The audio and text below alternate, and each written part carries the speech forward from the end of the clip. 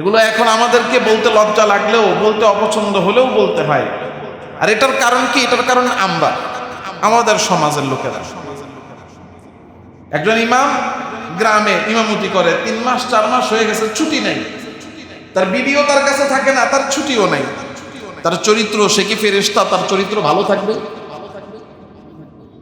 মাদ্রাসায় শিক্ষকতা করে, তার ছুটি নাই। সুস্থ মানুষ আমি আপনি তো বিবির সাথে থাকি, তবুও তো একদিন বিবি ছাড়া বাইরে থাকতে পারি না। আর ওই হুজুর তাকরা যুবক, জুয়ান হুজুর, তার বয়স মাত্র 25 বছর 28 বছর, হয় বিয়ে করে নাই নাহলে বিয়ে করছে, তারে ছুটি দেয় না।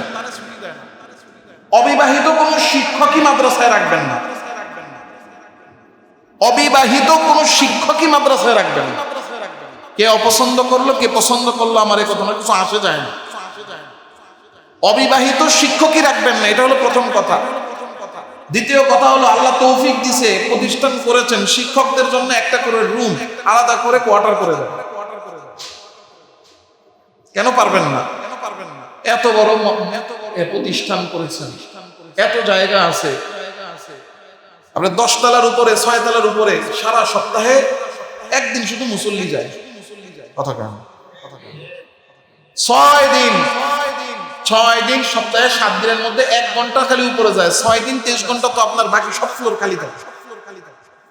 লাগলে একটা ফ্লোরের অর্ধেক আপনি কোয়ার্টার করেন না, অতটুকু অংশের মুসল্লিরা বাইরে নামাজ পড়ুক, সমস্যা কি? রাস্তায় নামাজ পড়ুক, রাস্তায় তো পরেই এক দল তো আছেই, ওই দল আর একটু বাড়বে নাইলে। এক একটা শিক্ষককে থাকার জন্য, ফ্যামিলি নিয়ে থাকার জন্য, অন্তত বউ বাচ্চা নিয়ে থাকার জন্য, মসজিদের মুয়াজ্জিন খাদেমদের জন্য থাকার জন্য একটা কোয়ার্টারের ব্যবস্থা করুন। এটা মানুষের চরিত্র ঠিক রাখার জন্য তার নিজের যেরকম নৈতিক দায়িত্ব আছে, যার অধীনে কাজ করছে তাদের কিছু গুরুত্বপূর্ণ দায়িত্ব আছে। একটা মাদ্রাসা শিক্ষক ছুটি পায়, আপনি ছুটি দিলেও তো সে যেতে পারবে না। এখন বাড়ি ধরে হলো চট্টগ্রাম, বাড়ি জামালপুর, তাহলে জামালপুর যাইতে আসতে এবং পরিবারের জন্য টুকটাক বাজার সদাই মিলে তার খরচ কত? খরচ আছে না? ধরেন 2000 টাকা তো কমপক্ষে তার ভাড়া লাগবে। তাহলে 2000 ভাড়া লাগলে আরো 2000 তার 2 দিনের জন্য গেলেও তার খরচ আছে। আপনি প্রতি সপ্তাহে যদি তার ছুটি দেন, সপ্তাহে 4000 করে খরচ হলে সেই মাসে যদি 4 বার বাড়িতে যায়, 4 4 16,000, সে 16,000 বেতন তো পায় না। তাহলে একজন পুরুষ মানুষ, সুস্থ মানুষ, সবল মানুষ, তার তো আল্লাহ তাআলা সৃষ্টি করেছে ভিতরে চাহিদা দিয়ে। তো সে 2 মাস 3 মাস 4 মাস যখন ছুটি না পায়, তার ভিতরের যেই গুনাহের যে চাহিদা, তার ভিতরের যে সমস্যা, এগুলো তো জাগ্রত হবে, এটাই স্বাভাবিক। এজন্য দেখা গেছে বহু মসজিদ আছে, ইমাম সাহেবরা ছুটি দেয় 2 মাস পর পর একবার, তাও 3 দিন। মুয়াজ্জিনরা ছুটি দেয় 3 মাস পর পর একবার, তাও 2 দিন। এগুলো শুধুমাত্র অমানবিকতা না, এগুলো কোনো মানুষের কাজই হতে পারে না। এটা চরম মাত্রার জুলুম, নির্যাতন এবং তাকে উস্কে দেওয়া যে তুমি গুনাহের দিকে যাও। একজন মসজিদে ইমাম আছে, একজন মুয়াজ্জিন আছে, দুইজনই বেশিরভাগ ঢাকা শহরে হলে একজন খাদেম থাকে। 3 জন মানুষের জন্য আপনি 6 তলা 7 তলা 8 তলা 5 তলা 10 তলা মসজিদ করলেন, ছাদের 3 কোণায় 3টা রুম করে দেন না।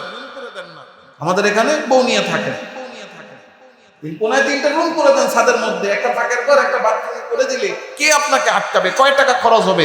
মসজিদের ফান্ডের টাকার দায় কাজটা কি? এই টাকা দিয়ে করা হবে। আমাদের দেশের কিছু কিছু মসজিদ আছে এমন, তাদের ফান্ডে টাকার অভাব নাই, ওই টাকা এমন ভাবে রেখে দিছে, মানে বাপ দাদার সম্পদ, গুপ্তধন, এটা বের করলে তার অনেক বড় ক্ষতি হয়ে যাবে।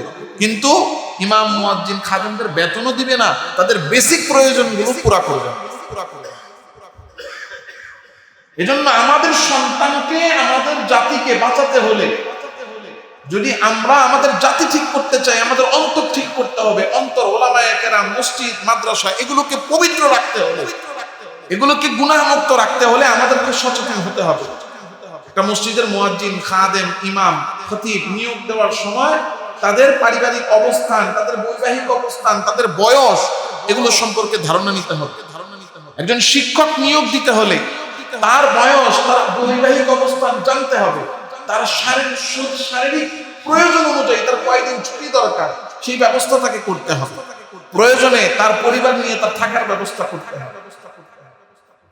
এখন মনে মনে ভাবতে পারেন হুজুর খালি সুবিধা বাড়ানোর কথা বলতেছেন। না, হুজুরদের সুবিধা বাড়ানোর কথা বলতেছি না, এই জাতিকে হেফাজতের রাস্তা বলতেছি, এছাড়া তো উপায় নেই।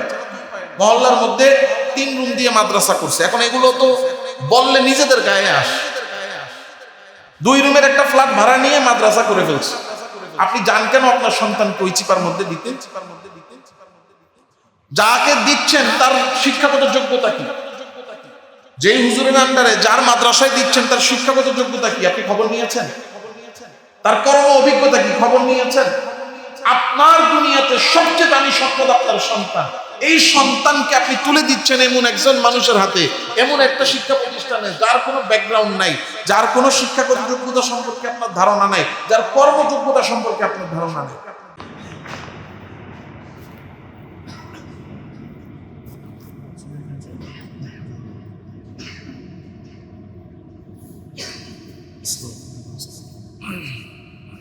আসসালামু আলাইকুম ওয়া রাহমাতুল্লাহি ওয়া বারাকাতুহু।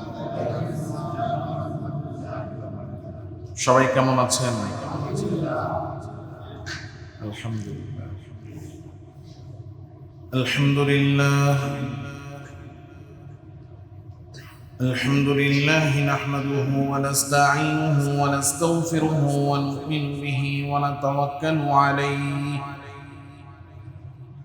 ونعوذ بالله من شرور أنفسنا ومن سيئات أعمالنا من يهد الله فلا مضل له ومن يضلله فلا هادي له ونشهد أن لا إله إلا الله وحده لا شريك له ونشهد أن سيدنا ومولانا محمدا عبده ورسوله الذي أرسله الله تعالى بالحق بشيرا ونذيرا وداعيا إلى الله بإذنه وسراجا منيرا أما بعد فأعوذ بالله من الشيطان الرجيم بسم الله الرحمن الرحيم ونادى نوح ربه فقال رب إن ابني من أهلي وإن وعدك الحق وأنت أحكم الحاكمين قال يا نوح إنه ليس من أهلك إنه عمل غير صالح فلا تسألني ما ليس لك به علم إني أعظك أن تكون من الجاهلين قال رب إني أعوذ بك أن أسألك ما ليس لي به علم وإلا تغفر لي وترحمني أكن من الخاسرين قيل يا نوح اهبط بسلام منا وبركات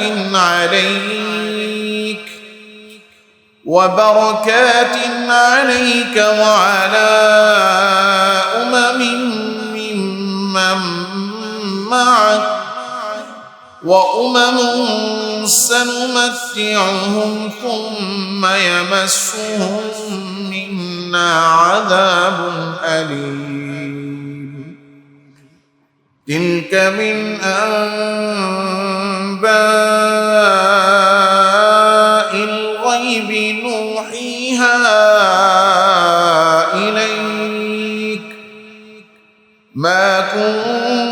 تعلمها أنت ولا قومك من قبل هذا فاصبر إن العاقبة للمتقين. شكرا لله.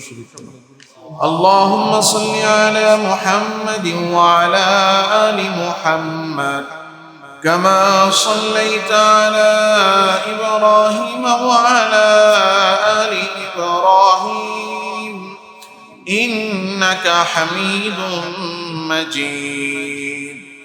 اللهم بارك على محمد وعلى آل محمد كما باركت على إبراهيم وعلى آل إبراهيم إنك حميد مجيد. سبحانك لا علم لنا إلا ما علمتنا إنك أنت العليم الحكيم. سبحانك لا علم لنا إلا ما علمتنا إنك أنت العليم الحكيم. سبحانك لا علم لنا إلا ما علمتنا إنك أنت العليم الحكيم. صدق الله مولانا العظيم. بارك الله لنا ولكم في القرآن العظيم ونفعنا وإياكم بالآيات والذكر الحكيم.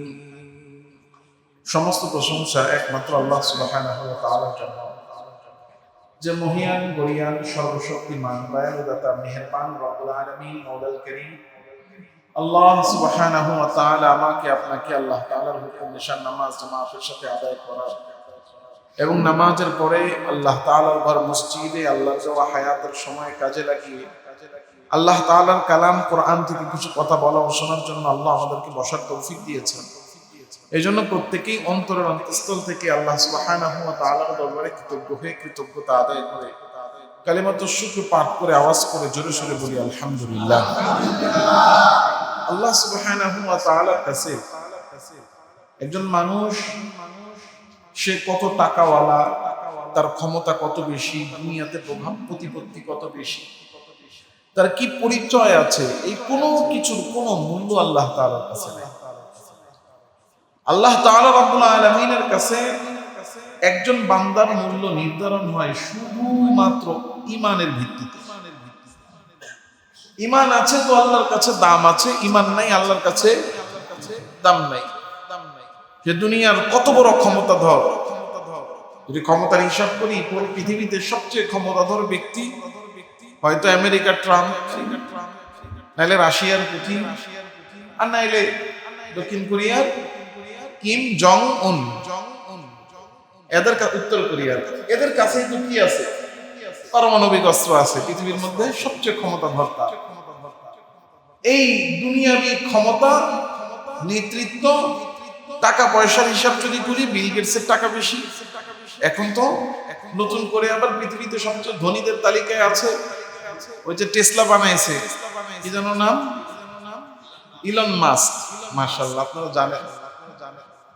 তো যদি একজন মানুষের টাকা আর ক্ষমতার ভিত্তিতে আল্লাহ তাআলার কাছে মূল্য নির্ধারণ হতো, তো এরা আল্লাহ তাআলা রাব্বুল আলামিনের কাছে সবচেয়ে মূল্যবান হতো।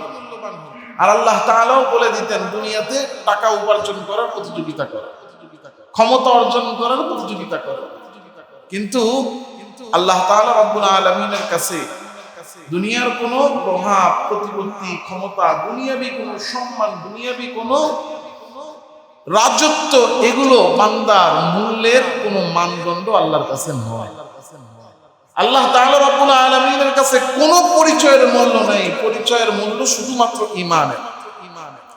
এটাই আল্লাহ তাআলা রাব্বুল আলামিন আমাকে আপনাকে জানাচ্ছেন। হযরত নূহ আলাইহিস সালাতু ওয়াস সালাম, আল্লাহ তাআলা হুকুম দিয়ে দিয়েছেন ওয়াফারাতান নূর, আগুন চুলার ভিতর থেকে পানি বের হবে, ঝড় শুরু হয়ে যাবে। সমস্ত ঈমানদারদেরকে এই নৌকার মধ্যে উঠায় নাও, সমস্ত জোড়া প্রাণীর একটা করে জোড়া এই নৌকার মধ্যে উঠায় নাও। সবাই মিলে এই কাজই করলো যেটা আল্লাহ বলেছেন। নূহ আলাইহিস সালাতু ওয়াস সালাম তাকায়া দেখেন 4 ছেলের মধ্যে 3 জন উঠে গেছে, কিন্তু কেনান একটা ছেলে উঠে নাই। এমন ঢেউ আসছে দুইজনের মধ্যে, ওয়াহালা বাইনাহুমাল মাউজ, ঢেউ এসে দুইজনের মধ্যে পার্থক্য অর্থাৎ দূরত্ব তৈরি করে দিল, দুইজনকে আড়াল করে দিল। কথা বলতেছিল, এই ছেলে তুমি আমার নৌকায় উঠো। বলে না, আমার এই নৌকায় উঠা লাগবে না। তাহলে তুমি কেমনে বাঁচবা? আমি পাহাড়ের চূড়ায় গিয়ে উঠে দাঁড়াইয়া থাকবো। বলে আরে আল্লাহ তাআলা আজকে এমন ধরা ধরেছেন, কোন পাহাড়ের চূড়া কেন, কোনো কিছু তোমাকে আল্লাহর ধরা থেকে বাঁচাতে পারবে না, একমাত্র ঈমান আমার নৌকার উপরে উঠে। সে বলল না, আমার কিছুই হবে না। আল্লাহ তাআলা রব্বুল আলামিন এমন ঢেউ দিচ্ছেন এই কথোপকথনের মাঝখানে, দুইজনের মাঝখানে এই ঢেউ এসে পার্থক্য করে দিল, দুইজনকে আলাদা করে দিল। নূহ আলাইহিস সালাতু ওয়াস সালাম এই যে সমুদ্রের মধ্যে, এই বিশাল বানের মধ্যে, তুফানের মধ্যে এই নৌকা নিয়ে ঘুরছেন। আল্লাহ তাআলা রব্বুল আলামিন নির্দিষ্ট সময়ের পরে তুফান বন্ধ করলেন। এটা গিয়ে জুদি পাহাড়ের মধ্যে গিয়ে থামলো। আল্লাহ তাআলা রব্বুল আলামিন নূহ আলাইহিস সালাতু ওয়াস সালামের তৎকালীন সময় আল্লাহর কাছে একটা ফরিয়াদ, আল্লাহ তাআলা রব্বুল আলামিনের কাছে একটা নিজের মনের আক্ষেপ, একটা দুঃখের কথা আল্লাহ তাআলা উল্লেখ করে আমাকে আপনাকে জানাচ্ছেন, দেখ বান্দা, ঈমান ছাড়া কোনো পরিচয়ের কোনো দাম নাই। এমনকি কেউ যদি ঈমান না এনে নবীর সন্তানও হয়, নবীর বাপ মা, নবীর স্ত্রীও হয়, কিন্তু ঈমান নাই, তো ঈমান না থাকলে নবীর সন্তানেরও কোনো মূল্য আল্লাহর কাছে। ونادى نوح ربه فقال رب إن ابني من أهلي وإن وعدك الحق وأنت أحكم الحاكمين।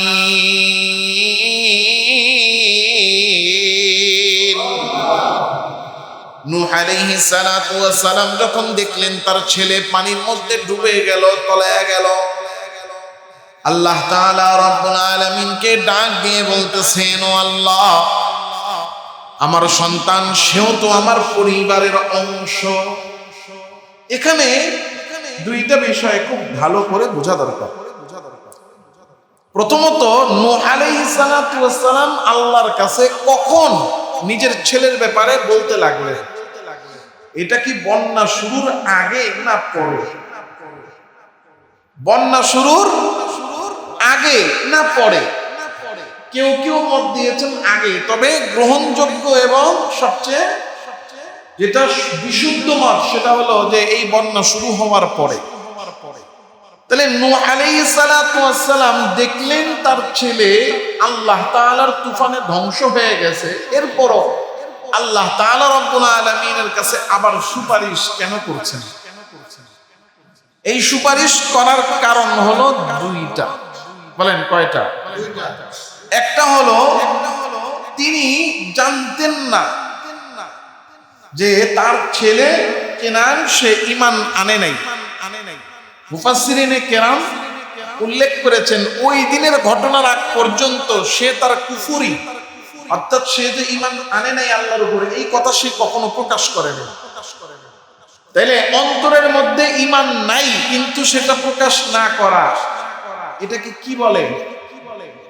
মুনাফিকি। অর্থাৎ মুখে বলে ঈমান আছে কিন্তু অন্তরে কি নাই। এই মুনাফিকিটা আমাদের মধ্যেও আছে না নাই?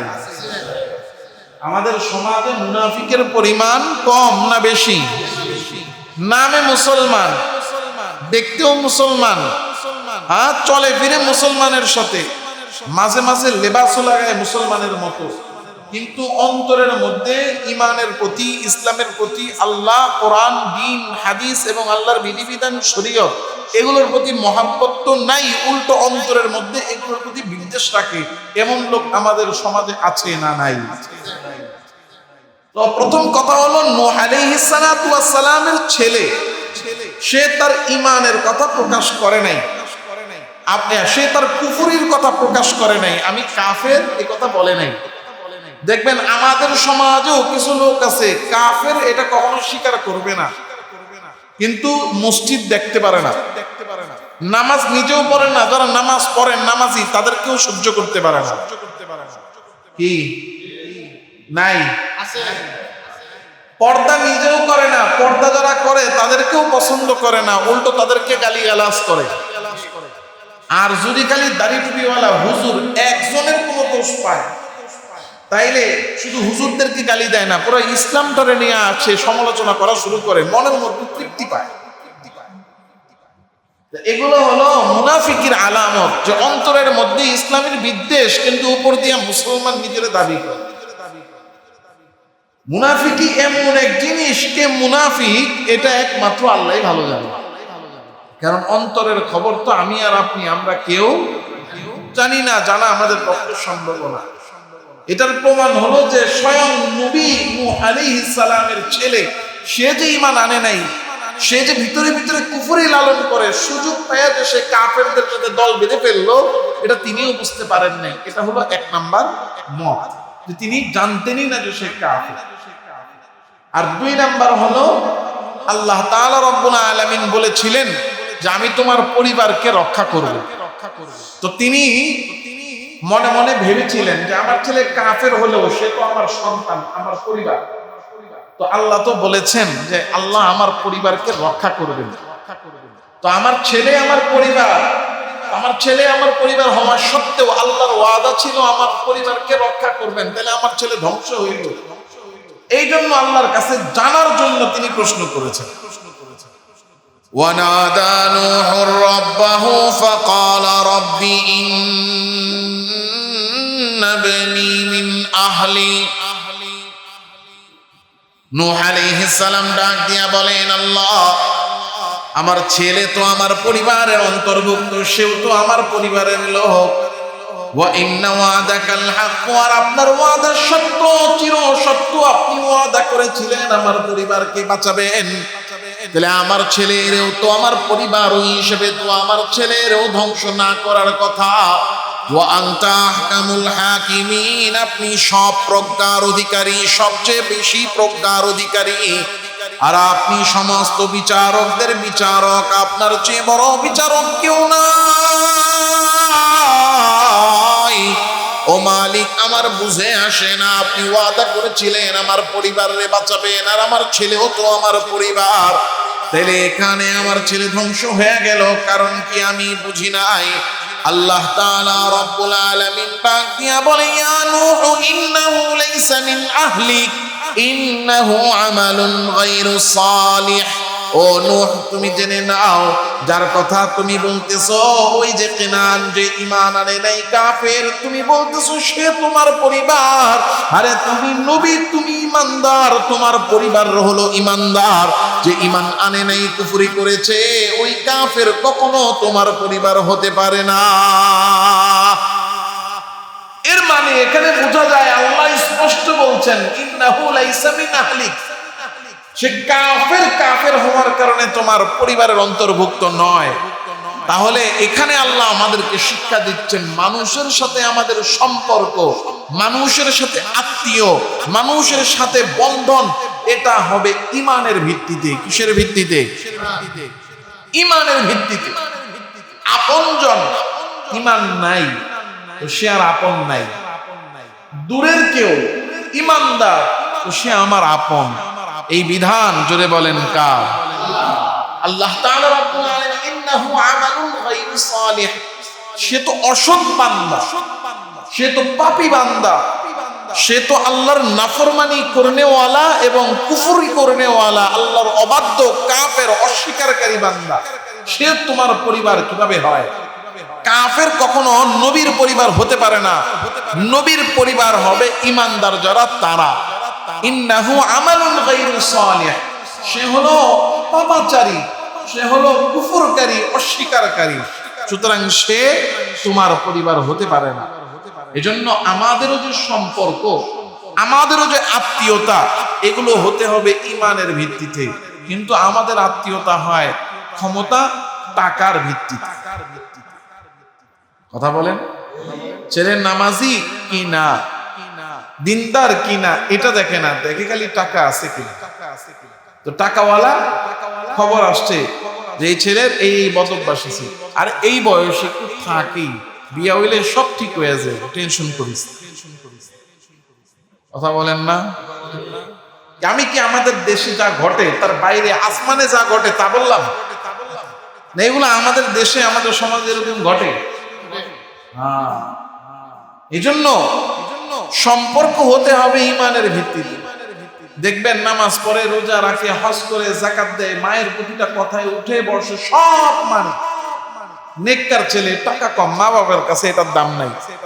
আর একটা মদ, গাঁজা, জুয়া, সুদ, ঘুষ, দুনিয়ার যত আকাম আর কুকাম সব করে, কিন্তু ওইটা টাকা আছে তো বাপ মার কাছে, ওইটা সোনার টুকরা। হ্যাঁ, আল্লাহু আকবার। এই জন্য মানুষ জাহান্নামে কেমনে যাবে? জাহান্নামে মানুষ কেমনে যাবে? রব্বানা ইন্না আতানা সাদাতানা ওয়া কুবারানা ফাআদাল্লুনা সাবিলা।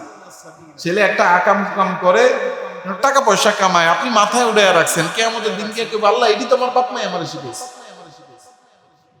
এটি আমার বাপ মাই আমারে শিখাইছে।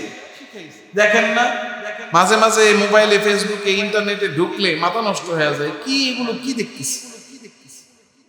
ছেলে বিয়ে করে না, বিয়ে করা ছাড়া একটা মেয়ের সাথে থাকতেছে, স্বামী স্ত্রীর মতো, বছরের পর বছর ওই মহিলা, বুড়া মহিলার সাথে ছেলে অল্প বয়স্ক সম্পর্ক কইরা থাকতেছে বিয়ে ছাড়া 3-4 বছর। বাপ মার কোনো অভিযোগ নেই, কেন নাই? কোনো মহিলার টাকা আছে, ছেলে তার সাথে সম্পর্ক করে টাকা আনতেছে। কয়দিন পরে মারামারি লেগে দিছে মামলা, এখন জেলে যায়। এই মাও জেলে পিছনে পিছনে করে, মা তার ছেলের পক্ষে সাফাই দেয় নাই। এগুলা এখন কত বড় অসভ্য, কত বড় বেহায়া, কত নির্লজ্জ। আবার এগুলো এসে নিজেরা বর্ণনা করে, এটা হয়েছে, ওটা হয়েছে। আর এখন তো আছে একটা কিছু হইলেই লাইভ, ঘরের ভিতরে জামা কাপড় নেই, জামা কাপড় ছাড়া বস্ত্রহীন, এই অবস্থায় লাইভ করা শুরু করে দিচ্ছে। ঘরে জামাই বউ ঝগড়া হইতেছে, লাইভ করতেছে।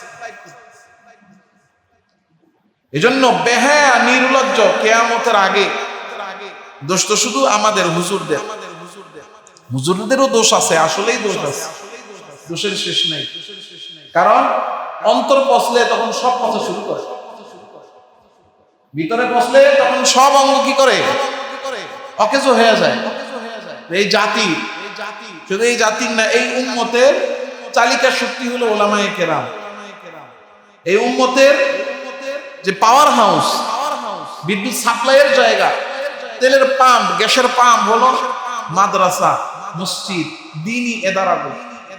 এগুলোর মধ্যেও এখন কিছুটা মূর্খতা এবং নানা রকম অপকর্ম ঢুকে গেছে। তার শিক্ষাগত যোগ্যতা কি, সে কর্মযোগ্যতা, সে জীবনে কত বছর শিক্ষকতা করেছে, কোথায় কোথায় করেছে।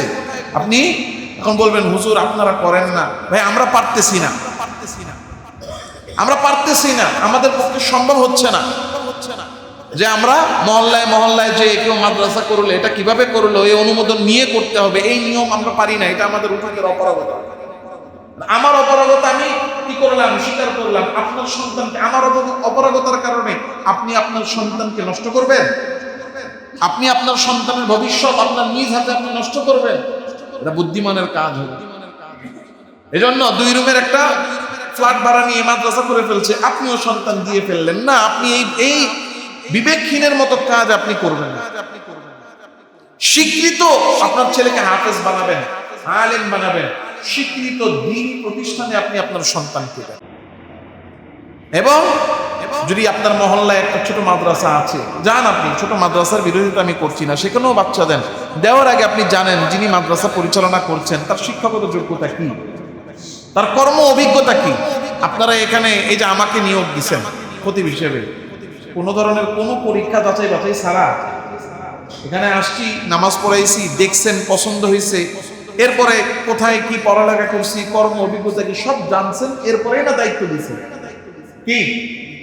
তো ঠিক তেমন ভাবে সন্তানকে যে একটা প্রতিষ্ঠানে দিবেন, দেওয়ার আগে খবর নিবেন যে প্রতিষ্ঠানটা কার, তার শিক্ষাগত যোগ্যতা কি, তার আমলী অবস্থা কি, তার কর্ম অভিজ্ঞতা। আল্লাহ, এজন্য ওলামায়ে কেরামকে যেমন সচেতন হতে হবে, ওলামায়ে কেরাম মসজিদে মাদ্রাসায় যেন কোনো অন্যায় অপরাধ যেন না হয়, সেজন্য আমাদেরকেও সচেতন হতে হবে। আমি গত সপ্তাহে বলেছিলাম, যত মাদ্রাসা আছে, আপনার সন্তান যেই প্রতিষ্ঠানে পড়ে আপনি বাধ্য করবেন এখানে সিসি ক্যামেরা লাগাতে হবে, নাহলে আমার ছেলেকে আমি রাখবো না। সিসি ক্যামেরা লাগাতে হবে। আপনার প্রতিষ্ঠানে সিসি ক্যামেরা নেই, ক্লাসরুমে সিসি ক্যামেরা নাই, আপনার অফিসে সিসি ক্যামেরা নাই, আমি এখানে আমার বাচ্চাকে পড়াবো না। এই আমাদের সচেতনতাগুলো প্রয়োজন। নূহ আলাইহিস সালাতু ওয়াস সালামকে আল্লাহ তাআলা রব্বুল আলামিন শিখিয়েছেন, বলছেন যে বদকার সে আপনার পরিবারের লোক নয়। এখন সব জায়গায় বদ ছড়িয়ে পড়েছে, এই বদ বাহিরে ছড়ায় এমন ভাইরাস হয়েছে, মসজিদেও ঢুকে গেছে, মাদ্রাসাও ঢুকে গেছে। আমাদের সচেতন হতে হবে। যে সমস্যাগুলো আমাদের সামনে আসছে, আমরা পত্রিকা খুললে, খবরের সামনে, মোবাইল খুললে আমরা দেখতেছি বলাৎকারের মতো ঘটনা ঘটতেছে এবং আরো অনাকাঙ্ক্ষিত অনেক ঘটনা ঘটতেছে। এগুলোতে আমাদের সবারই দায় আছে, সবারই আমাদের দায় আছে। যারা অপরাধ করছেন তাদের যেমন দায় আছে, এই অপরাধ হওয়ার প্রেক্ষাপট তৈরির পিছনে আমরা আমাদের সমাজের প্রতিটা লোকেরই দায় আছে। আল্লাহ আমাদের সবাইকে বোঝার তৌফিক দান করেন, বলি আমিন। এই অন্যায়গুলো, এই অপরাধগুলো আমাদের সমাজ থেকে একেবারে মুছে যাক, আমরা দোয়া করি আল্লাহ তাআলা রব্বুল আলামিন এমন একটা পাপ পঙ্কিল মুক্ত সমাজ আমাদের করে দেন, বলি আমিন। নূহ আলাইহিস সালাতু ওয়াস সালামকে আল্লাহ তাআলা রব্বুল আলামিন ইত্তলা দিয়ে দিলেন, নূহ ওটা তোমার সন্তান নয়, কারণ বেঈমান, পাপাচারী, মুশরিক, কাফের, সে গুনাহগার, সে তোমার সন্তান হতে পারে না, সে তোমার পরিবার হতে পারে না। সুতরাং তার ব্যাপারে আমার কাছে সুপারিশ করো না, তুমি যেটা জানো না সেই ব্যাপারে আমাকে আর জিজ্ঞাসা করো না। হযরত নূহ আলাইহিস সালাতু ওয়াস সালাম, দেখেন আমরা আমাদের কোনো অন্যায় করার পরেও যখন কিনা আমাদের এটা ভুল হয়েছে বলা হয়, আমরা এই ভুলটাকে জাস্টিফাই করার জন্য, ভুলটা ভুল হয় নাই সঠিক প্রমাণের জন্য খালি যুক্তি আর তর্ক দিতে থাকি। আমি তো এমনি কই নাই, অমনে বলছি, আমি তো এটা বলি নাই, ওটা বলেছি, এটা বলেছি ঠিক, কিন্তু বলেছি এই কারণে। কথা বলেন। কিন্তু পয়গম্বরগণ, নবীগণ এমন ছিলেন, আল্লাহ তাআলা রব্বুল আলামিনের সামনে সর্বদা এতটাই বিনয়ী তারা ছিলেন, কখনোই নিজের ভুলকে সঠিক প্রমাণ করার চেষ্টা করবেন দূরের কথা, বরং ভুলকে ভুল হিসেবে স্বীকার করে আল্লাহর দরবারে নিজেদেরকে সবসময় সমর্পণ করে দিয়েছে। قال رب إني أعوذ بك أن أسألك ما ليس لي به علم। নূহ আলাইহিস সালাম বলতেছেন, আল্লাহ আগে বললেন, সুতরাং তুমি অজ্ঞ লোকদের মধ্যে হতে হইও না। এই যে নূহ, এটা নূহ, এই যে কেনান, এটা তোমার সন্তান না, এ তোমার পরিবারে এর অন্তর্ভুক্ত না, কারণ সে ঈমানদার না, বেঈমান তোমার পরিবারের অন্তর্ভুক্ত না। সুতরাং তার ব্যাপারে আমার কাছে জিজ্ঞাসা করো না, যদি জিজ্ঞাসা করো তাইলে তো তুমি মূর্খের মতো আচরণ করলা। নূহ আলাইহিস সালাম ডাক দিয়া বলে, আল্লাহ, যেই বিষয় আমার জানা নাই ওই বিষয়ে আপনার কাছে যাতে প্রশ্ন করার ব্যাপারে আমি আপনার কাছে আশ্রয় প্রার্থনা করি, যাতে এই ধরনের কাজ আমি কখনো না করি। দেখেন আমরা কি করি, কি বলি, আমরা বলি আমি করব না, আমি করব না। আমাদেরকে যদি কেউ বলে এই কাজটা কইরো না, ঠিক আছে করব না, ঠিক আছে, বিনয়। কিন্তু এই বিনয়ের মধ্যেও একটা জিনিস আছে, এই যে করব না, এটা আমি করব না, এটা অন্যায়, এটা তুমি করো না, আচ্ছা এটা আমি করব না। যে আমি করব নার মধ্যেও কি আছে, আমিত্ব আছে, যে এই করাটা আমার দ্বারা। নূহ আলাইহিস সালাতু ওয়াস সালাম আল্লাহর কাছে নিজের বরত্বকে এমন ভাবে সঁপেছেন, বলতেছেন কি, ইন্নী আউযু বিকা আন আসআলাকা মা লাইসা লি বিহি ইলম। আল্লাহ, আপনি আমাকে বলেছেন যে বিষয়ে না জানি ওই বিষয়ে প্রশ্ন না করতে, অর্থাৎ জাহালাত না করতে। আমি আপনার কাছে সাহায্য চাই, যাতে করে আমার দ্বারা জাহালতের প্রশ্ন না হয়। এরপরে বলতেছেন, আর যেটা আমি করে ফেলেছি, যে প্রশ্নটা আমি আপনার কাছে করেছি আমার ছেলের ব্যাপারে, আপনি যদি অসন্তুষ্ট হয়ে থাকেন তাহলে আমাকে মাফ করেন আল্লাহ, আপনি আমাকে মাফ করেন, কারণ وإلا تغفر لي وترحمني أكن من الخاسرين, কারণ আপনি যদি আমারে মাফ না করেন আর আপনি যদি দয়া না করেন আমি ধ্বংস হয়ে যাব।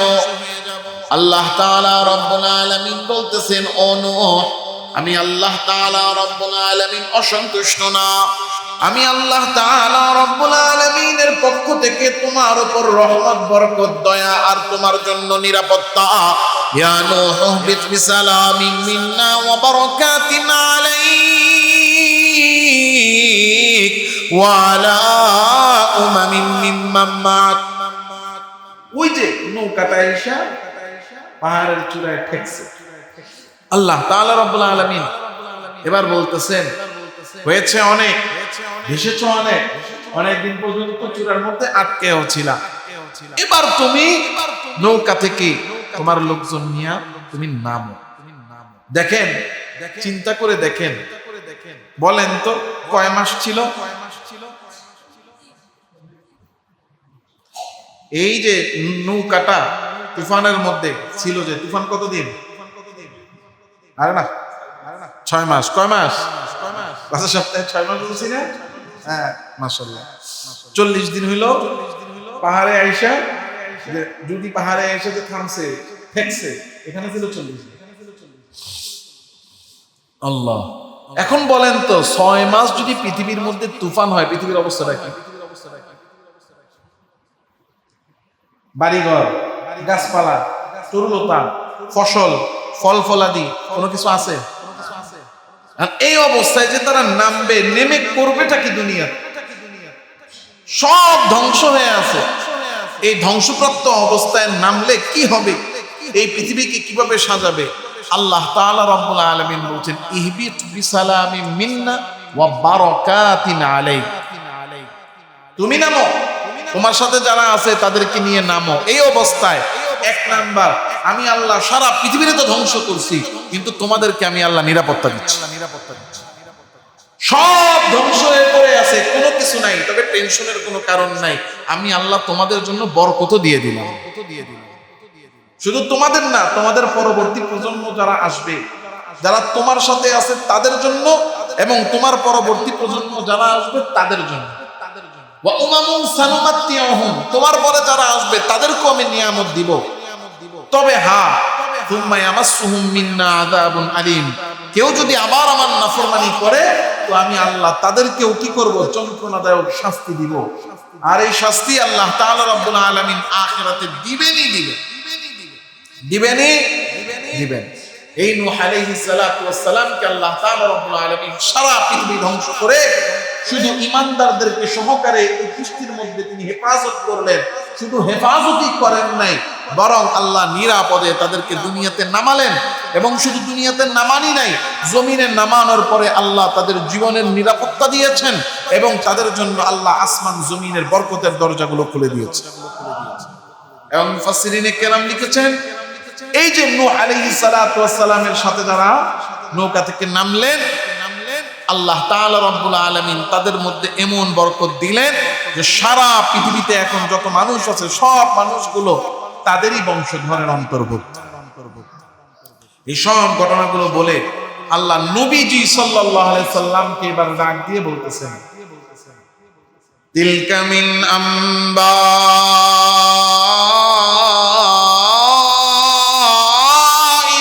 গায়বি নূহিহা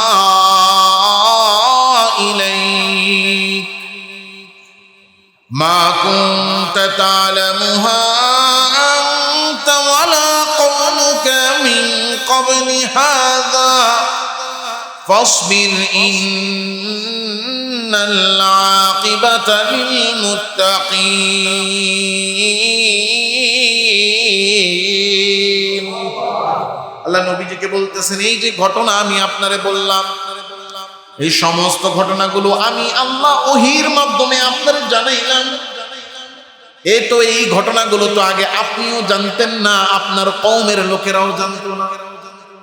নূহ আলাইহিস সালামের ঘটনা ইহুদিদের কিতাবে ছিল, খ্রিস্টানদের কিতাবে ছিল, কিন্তু মক্কার লোকেরা তো ছিল মুশরিক, এদের কাছে কোনো আসমানি কিতাব ছিল, সুতরাং এরা নূহ আলাইহিস সালামের ঘটনা কিছুই জানতো না। জানতো না। আর নবীজি সাল্লাল্লাহু আলাইহি সাল্লামের মুজিজা ছিল, তিনি উম্মি ছিলেন। উম্মি মানে দুনিয়ার কোনো লেখা তিনি পড়তে পারতেন না।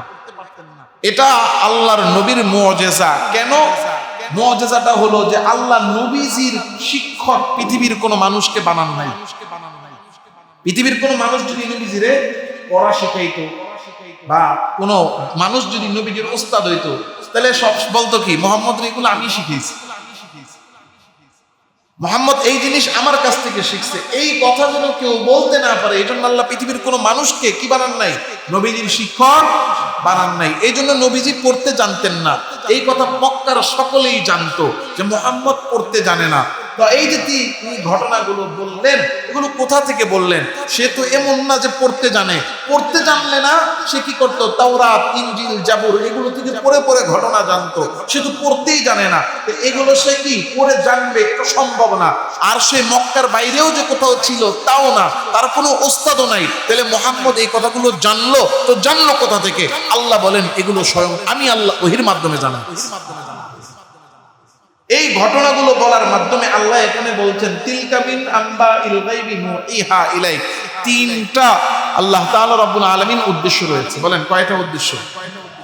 এক নাম্বার উদ্দেশ্য হলো নবীজি সাল্লাল্লাহু আলাইহি ওয়াসাল্লাম সত্য নবী, এটার প্রমাণ দেওয়া। এটার কি দেওয়া?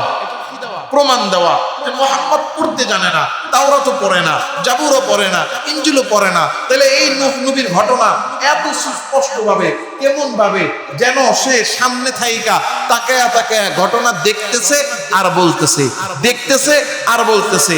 এমন এমন কথাও বলতেছে, এই কথা তাওরাতেও নাই, জাবুরেও নাই, ইনজিলেও নাই। তা এত সুস্পষ্ট করে সে কেমনে বলতেছে? সে তো পড়তেও জানে না, সে বলতেছে কারণ তাকে জানাইতেছেন কে? আল্লাহ। ওহী যে পাঠাচ্ছে এটা সত্যতা, এটা হলো নবীজির মুজিজা, এটা নবীজির নবুয়তের সত্যতার প্রমাণ। এক নাম্বার এই ঘটনাগুলো বলার এক নাম্বার কারণ হলো নবীজির নবুয়তের সত্যতার প্রমাণ। দুই নাম্বার, নবীজি সাল্লাল্লাহু আলাইহি ওয়াসাল্লামের প্রতি সান্ত্বনা। কারণ কাফের মুশরিকরা নবীজির দাওয়াত যখন গ্রহণ না করত, তখন নবীজি দাওয়াত দিতেন, তারা দাওয়াত গ্রহণ করতো না, ঈমান আনতো না, ইসলাম গ্রহণ করতো না। তো নবীজি সাল্লাল্লাহু আলাইহি সাল্লাম মনের মধ্যে ব্যথা তৈরি হতো যে এরা কেন ঈমান আনছে না, এরা তো ধ্বংস হয়ে যাবে। এই যে নবীজির অন্তরের মধ্যে ব্যথা, এই ব্যথাটা কমানোর জন্য এই ঘটনা যে দেখো তুমি তো আমার নবী, আপনি তো এই যে 13 বছর যাবত মক্কায় দাওয়াত দিচ্ছেন, এরা ঈমান আনছে না, এটাই স্বাভাবিক। কারণ 950 বছর দাওয়াত দেওয়ার পর ঈমান আনে নাই, না আনার কারণে আমি সমূলে ধ্বংস করছি। সান্ত্বনা। 3 নাম্বার, উম্মতের জন্য শিক্ষা। এই ঘটনাগুলো থেকে শিক্ষা নেওয়া। কি শিক্ষা? ওই যে বললাম, টাকা পয়সা, ক্ষমতা, ইজ্জত, সম্মান কোনো কিছু দিয়ে আল্লাহর কাছে কি করা যাবে না, পার পাওয়া যাবে না। পার পাইতে হলে লাগবে কি? ঈমানের দাম আল্লাহর কাছে সবচেয়ে বেশি। আল্লাহ তাআলা রাব্বুল আলামিন নবীজির মাধ্যমে আমাদেরকে জানান তাসবিরু, ঈমানের উপরে সবর করে থাকতেই হবে। ইন্নাল আকিবাতা লিল মুত্তাকিন, কারণ সর্বশেষ উত্তম পরিণতি, শুভ পরিণতি শুধুমাত্র মুত্তাকিদের জন্য, যারা ঈমান আনবে, আল্লাহকে ভয় পাবে, ঈমানের উপর অটল এবং অবিচল থাকবে। এরপরে আল্লাহ তাআলা রাব্বুল আলামিন আরেকটা ঘটনা, হুদ আলাইহিস সালামের ঘটনা শুরু করেছেন। যেহেতু এই ঘটনা এখানে সমাপ্ত, নতুন ঘটনা শুরু হবে, ওটা আমরা আগামী তাফসীর থেকে শুরু করব ইনশাআল্লাহ। আমাদের সবাইকে যে কথা শুনলাম, বললাম, বোঝার, জানার এবং মনে রেখে আল্লাহ আমাদের সবাইকে আমল করার তৌফিক দান করেন। আমিন। ওয়া আখিরু দাওয়ানা আলহামদুলিল্লাহি রাব্বিল আলামিন। আস্তাগফিরুল্লাহ রাব্বি মিন কুল্লি যামবিন ওয়া আতুবু ইলাইহি, লা হাওলা ওয়া লা কুওয়াতা ইল্লা বিল্লাহিল আলিয়্যিল আযীম।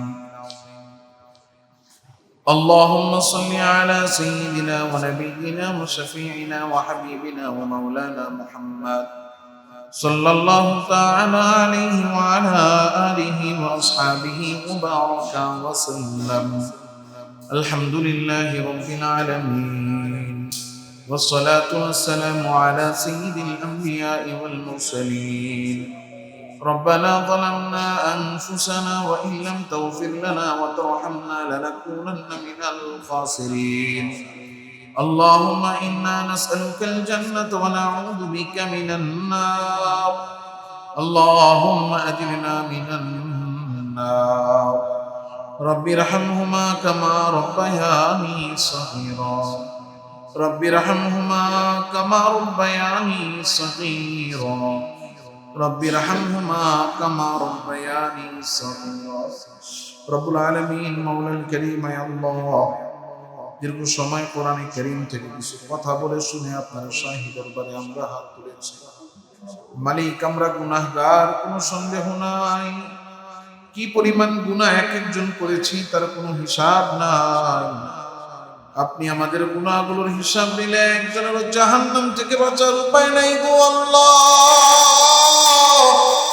গুনাহ করেছি ভুল স্বীকার করে আপনার কাছে ক্ষমা চাই দয়া করে মায়া করে আমাদের প্রত্যেকের জীবনের সব গুনাহ মাফ করে দেন আমাদের আজকের এই বসাকে কবুল করেন যা বললাম শুনলাম নামাজ পড়লাম সমস্ত নেক আমলগুলো কবুল করেন সমস্ত নেক আমলগুলো কবুল করেন হাদিয়া লক্ষ কোটি গুণ বাড়িয়ে আপনার হাবিব সাল্লাল্লাহু আলাইহি ওয়াসাল্লামের রওজায় পৌঁছে দেন হযরত আদম আলাইহিস সালাম থেকে নিয়ে আজ পর্যন্ত যত মুমিন মুসলমান কবরের বাসিন্দা হয়েছে প্রত্যেকের কবরের রহিম ফেরাতের হাদিয়া পৌঁছে দেন হে আল্লাহ বিশেষ করে আমরা যারা হাত তুললাম আমাদের যাদের মা বাবা এই দুনিয়া ছেড়ে অন্ধকার কবরে চলে গেছে ও মালিক আমাদের প্রত্যেকের মা বাবার জীবনের সমস্ত গুনাহ আপনি মাফ করে দেন আমাদের মা বাবার কবর আযাব মাফ করে দেন মা বাবার কবরগুলোকে জান্নাতের বাগান আপনি বানায় দেন কিয়ামত পর্যন্ত তাদের কবরে জান্নাতের নিয়ামত সমূহ জারি করে দেন রব্বুল আলামিন আমাদের মধ্যে যারা অসুস্থ সবাইকে পরিপূর্ণ সুস্থতা দান করেন যারা বিপদে আছে বিপদ থেকে উদ্ধার করেন যারা অভাবে আছে অভাব দূর করেন যারা ঋণগ্রস্ত ঋণ পরিশোধের তৌফিক দিয়ে দেন যারা কামাই রুজি করে কামাই রুজিতে বরকত দিয়ে দেন রব্বুল আলামিন মাওলাল কারীম আল্লাহ আমাদের সবার ঈমান আমলকে দুরুস্ত করে দেন আল্লাহ বদদিনী বেদিনী থেকে আমাদেরকে হেফাজত করেন সকল প্রকার জাহিরি বাতিনি প্রকাশ্য অপ্রকাশ্য সগীরা কবিরা সমস্ত গুনাহ থেকে বেঁচে থাকার তৌফিক দান করেন রব্বুল আলামিন মাওলাল কারীম আপনার হুকুম আপনার নবীর তরিকা অনুযায়ী চলার তৌফিক দান করেন রব্বুল আলামিন যারা যারা আমাদের কাছে আজ পর্যন্ত দোয়া চেয়েছেন যারা দোয়া চাইতে পারেন এই পাওয়ার হক রাখেন আশা রাখেন তাদের মনের নেক বাসনা পূরণ করে দেন রব্বুল আলামিন মাওলাল কারীম আল্লাহ আমাদের দোয়াকে কবুল আর মঞ্জুর করেন সুবহানা রাব্বিকা রাব্বিল ইজ্জাতি আম্মা ইয়াসিফুন ওয়া সালামুন আলাল মুরসালিন ওয়ালহামদুলিল্লাহি রাব্বিল আলামিন presents by Kuakata media centre হক্কানি আলেমদের নিত্য নতুন ভিডিও পেতে আমাদের চ্যানেলটি সাবস্ক্রাইব করুন কুয়াকাটা মিডিয়া সেন্টার ইসলামিক বিনোদনের বিশ্বস্ত সঙ্গী